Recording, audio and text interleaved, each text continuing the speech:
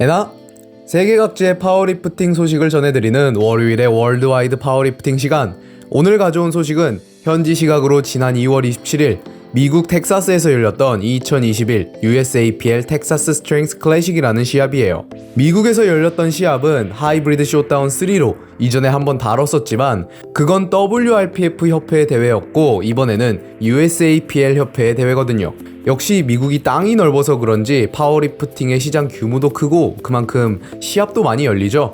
참고로 바로 전 영상에서도 설명을 했지만 USAPL은 IPF의 산하에 있기 때문에 규정이나 장비 또한 IPF의 그것을 따르고 있고요. 이번 시합에서는 무장비와 싱글 플라이 카테고리만 오픈이 됐어요. 그럼 USAPL 텍사스 스트렝스 클래식에는 어떤 선수들이 어떤 기록을 세웠는지 함께 알아보도록 할까요?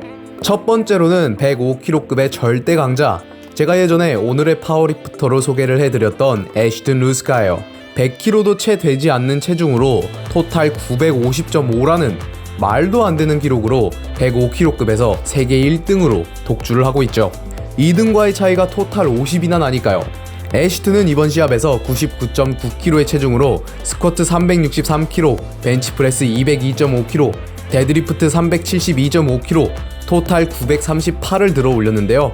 토탈로는 자신의 개인 최고 기록인 지난 11월에 세운 950.5에는 미치지는 못했지만 이번 시합에서는 스쿼트에서의 기록을 갱신했는데요.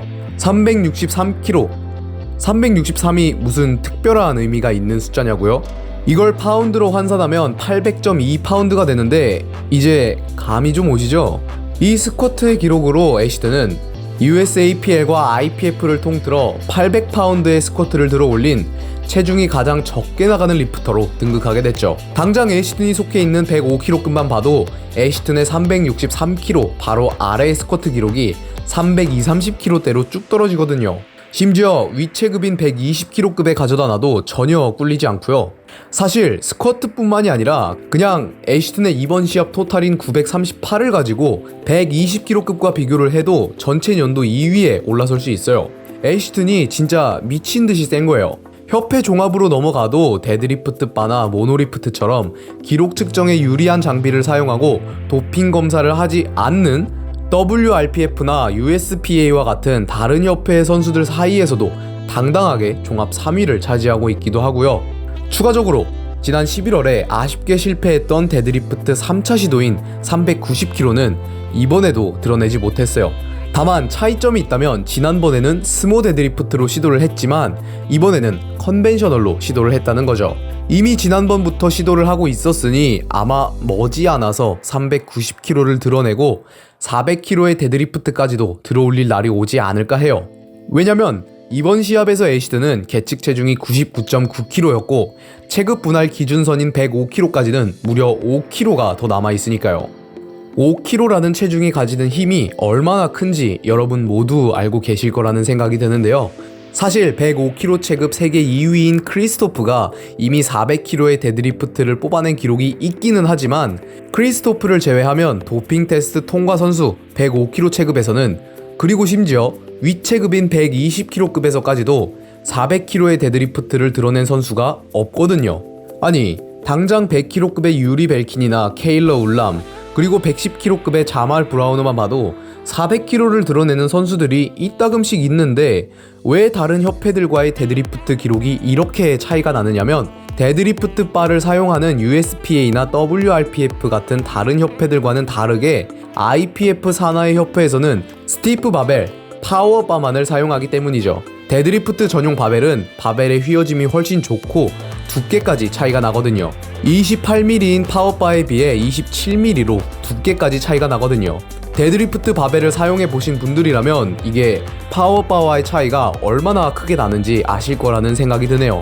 그래서 스쿼트와 벤치프레스보다도 데드리프트의 기록이 더 크게 차이가 나는 거고요. 그럼에도 불구하고 400kg에 근접해 있는 애쉬튼이 정말로 강한 거예요. 파워바 400kg 데드리프트를 넘어 105kg급 세계 최초로 토탈 1톤까지 도달할 수 있을지 정말로 기대가 되는 애쉬튼 루스카예요. 다음으로는 83kg급의 션 노리에가예요. 역시 파워리프팅을 좋아하시는 분들이라면 다들 알고 계실 법한 상당히 유명한 선수인데요. 여성부 탑급 리프터인 다니엘라 멜로의 연인이기도 하고요. 어쨌든 션 노리에가는 이번 시합에서 스쿼트 285kg, 벤치프레스 210kg, 데드리프트 330kg, 토탈 825를 들어 올리게 됐어요. 도핑 테스트 통과 선수 무장비 카테고리에서는 83kg급에서 토탈 800을 넘긴 선수가 손에 꼽을 정도로 적은데요. 먼저 여러분들이 83kg급 하면 바로 떠올리시는 러셀 올히와 브렛 깁스가 있고요. 내추럴 시절의 존 핵, 그리고 포텐셜을 끌어올리고 있는 뉴질랜드 출신의 티모시가 전부거든요. 거기에 지금 소개해드리고 있는 션 노리에가까지 총 5명이 되는 거죠. 그리고 션은 토탈 825로 오픈 파워리프팅 상으로 도핑 테스트 통과 선수 무장비 카테고리 83kg 체급에서 세계 3위까지 올라서게 됐죠. 사실 션은 2020년 7월 뉴햄프셔에서 열린 주 챔피언십 대회에서 이미 825라는 기록을 세웠었는데요. 이번 시합에서도 지난 7월과 1kg의 차이도 나지 않는 동일한 토탈을 기록하게 됐어요. 스쿼트에서의 기록은 완전히 같지만 벤치프레스와 데드리프트에서 플러스 마이너스가 있어서 그런지 그게 제로섬으로 작용을 했더라고요. 션의 리프팅을 보면 테크닉적인 모습이 상당히 눈에 들어오는데요. 먼저 스쿼트에서는 콤볼에게 닿을 정도로 넓은 스탠스와 싯백 형태의 폼을 확인할 수 있고요. 벤치프레스에서는 아치가 상당히 높은 데다가 규정 최대 그립 너비인 81cm를 가져가면서 가동 범위 또한 굉장히 짧다는 걸 볼 수 있는데 66kg급의 에디 베힐룬드가 떠오르는 벤치프레스죠. 그리고 데드리프트에서도 원체 상체의 길이가 짧고 다리가 긴 데다가 플레이트와 맞닿아 있을 정도로 스탠스를 넓게 가져가죠. 보통 벤치프레스를 하기에 유리한 체형이면 데드리프트가 불리하고 반대로 데드리프트에 유리한 체형이면 벤치프레스가 불리하기 마련인데 션에게는 그런 게 없는 것 같죠? 몸통과 상완이 짧은 게 아무래도 유리하게 작용하지 않나 싶어요. 이제는 토탈 800도 충분히 넘어섰고 러셀 올히와 브렛 깁스에 이어 명실상부하게 83kg급의 강자로 올라선 션 노리에가였어요. 미국에서는 거의 달마다 한 번씩 파워리프팅 시합이 열리는 것 같죠? 물론 일반 피트니스만큼은 아니지만 그만큼 파워리프팅이 어느 정도 이상은 활성화가 되어 있다는 소리니까요.